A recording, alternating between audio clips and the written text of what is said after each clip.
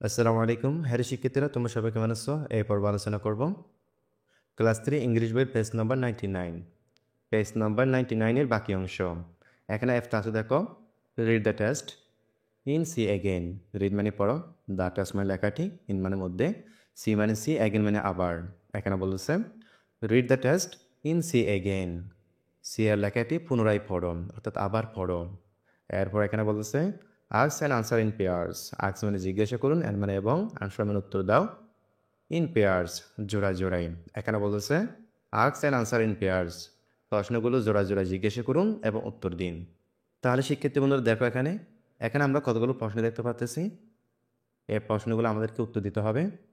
তাহলে চলুন শিক্ষার্থী বন্ধুরা, এই প্রশ্নগুলোর উত্তর এক নজরে দেখে নেওয়া যাক। এখানে এটা আছে, দেখো what do Shihab and Kanis see in the river. Shihab এবং কানিস নদীতে কি দেখে?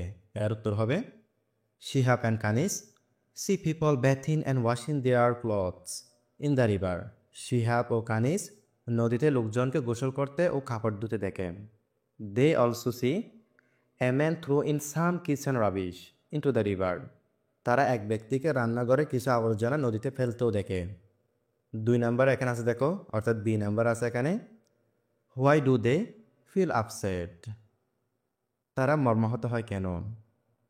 তারা আপসেট হয় কেন? এর উত্তর হবে they feel upset seen people bathing, washing their clothes and throwing some kitchen rubbish into the water of the same river. They feel upset see in people বেথিং।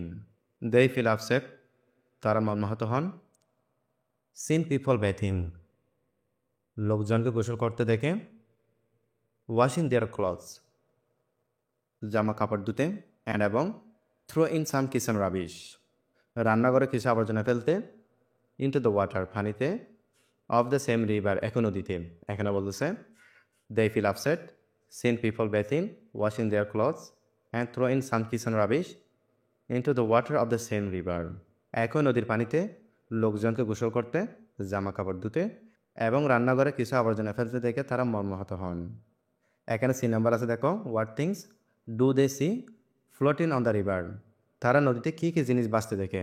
এর উত্তর হবে দে সি সাম ফ্লোটিং ব্যাগস। তারা কিছু পলিথিন ব্যাগস, প্লাস্টিক বোতল and এবং সাম other things আরও কিছু জিনিসপত্র ফ্লোটিং অন দ্য রিভার নদীতে ভাসতে দেখে। They see some polythene bags, plastic bottles and some other things floating on the river. তারা কিছু পলিথিন ব্যাগ, প্লাস্টিকের বোতল এবং আরও কিছু জিনিসপত্র নদীতে ভাসতে দেখে। এরপর এখানে ডিতে আছে, দেখো why is the fish in danger.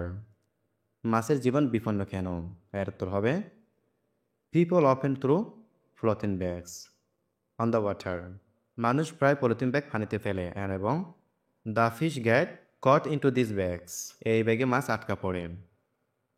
It becomes the cause of their death এটা তাদের মৃত্যুর কারণ হয়ে দাঁড়ায়। সো তাই their lives are in great danger তাদের জীবন খুবই বিপন্ন।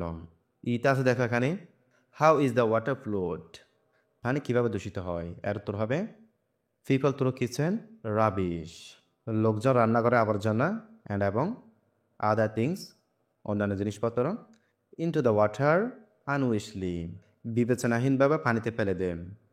অর্থাৎ এখানে বলতেছে লোকজন রান্না করে আবর্জনা এবং অন্যান্য জিনিসপত্র বিবেচনাহীনভাবে পানিতে ফেলে দেন, অর্থাৎ বিবেচনা ছাড়াই পানিতে ফেলে দেন, এভাবে পানি দূষিত হয়। এফ আছে এখানে how can you keep the water clean তোমরা কীভাবে পানি পরিষ্কার রাখতে পারো? এর উত্তর হবে if you do not throw any rubbish into the water যদি আমরা পানিতে কোনো আবর্জনা না ফেলি, we can keep the water clean তাহলে আমরা পানি পরিষ্কার রাখতে পারি।